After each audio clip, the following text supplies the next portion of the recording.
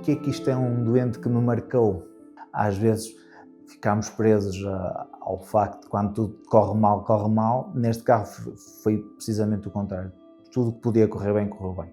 Claro que isto nos deixa assim uma certa autoestima, um certo ego, que realmente conseguimos ajudar a pessoa e mais ninguém o tinha conseguido até então.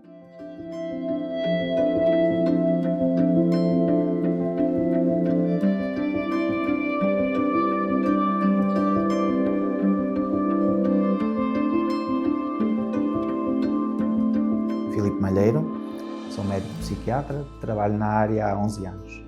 Estamos a falar de uma história de um paciente que chega à minha consulta há cerca de 2 anos. Ele é encaminhado pelo Diz que Disse, não é? Através de conhecidos, por apresentar assim um quadro relativamente grave, para não dizer muito grave, da sua depressão. Estamos a falar de um senhor com 48 anos que uma história muito larga na psiquiatria e que nos últimos anos, mais ou menos nos últimos 8 anos, com uma perda de funcionalidade grande. Funcionalidade é deixa de funcionar a nível familiar, a nível pessoal, a nível de trabalho, deixa de trabalhar, sempre enfiado em casa, e os recursos aos cuidados de saúde que ele tem a partir daí, não é, nunca surtiram assim um grande efeito na melhoria dele. Este tipo de doentes é óbvio que nos carrega alguma frustração, para não dizer muita. A frustração que nos cria a nós profissionais leva-nos também a desvalorizar o problema. Como nós não temos respostas para dar, acabamos por, ok, vamos aqui fazer contenção de danos, vamos aqui fazer uma coisa que também existe na medicina orgânica, que é paliar. Vamos paliar. Mas isto é a minha maneira de trabalhar, sou extremamente pragmático, uma base médica muito forte, não tanto psicológica, não tanto, sou muito, muito pragmático. Quando um doente chega até este ponto e nos chega logo na primeira consulta, o que a gente tem que fazer é algo que ele nunca fez, porque senão vamos estar a insistir no mesmo. A probabilidade de resultar é muito baixa, se tentar coisas diferentes. Pronto, este senhor já tinha estado 4, 5 vezes internado, só 5 vezes, salvo erro, nos últimos 5 anos, completamente disfuncional, e nós propusemos um novo tratamento que entretanto foi aprovado e neste momento até está financiado, e foi a melhor hipótese da pessoa. O tratamento inovador, graças a Deus, agora já está, graças a Deus e graças às nossas instituições estatais, já está financiado e começa a ser utilizado largamente nas instituições públicas, e espero que seja para manter. Quando nós utilizamos ainda era uma novidade, não estava financiado, já estava comercializado.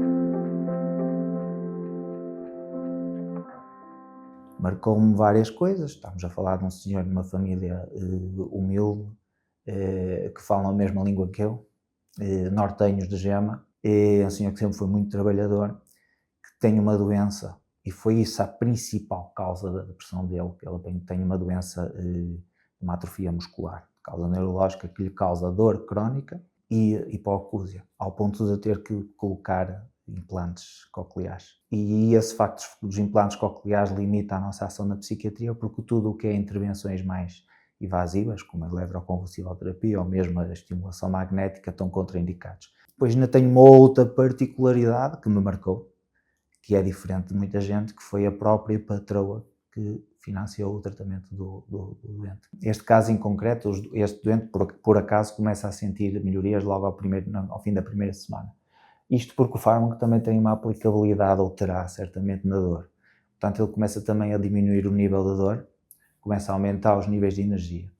Tudo o que é a parte cognitiva, quando eu falo parte cognitiva, é ser o raciocínio, aquela questão de eu não sou capaz, eu não valho nada, tudo que seja pensamento demora mais tempo, mas fisicamente ele respondeu logo muito rápido.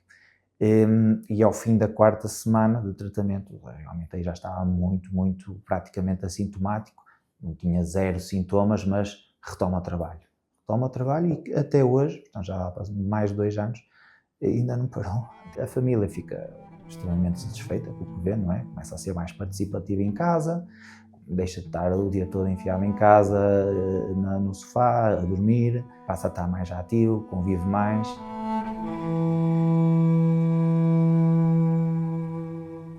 As principais memórias que deste doente, e não só o doente, mas da própria família, são basicamente duas. Primeiro, um agradecimento. Pessoas que ficaram extremamente gratas mesmo e continuam muito gratas, e que fazem questão de o referir vezes sem conta. E depois, com as melhorias, um certo à vontade que eu gosto, particularmente gosto, que os doentes desenvolvam comigo um certo à vontade, um certo uso do vernáculo durante a consulta. São estas duas coisas que eu penso nele e penso nisso. Pessoas agradecidas e genuínas.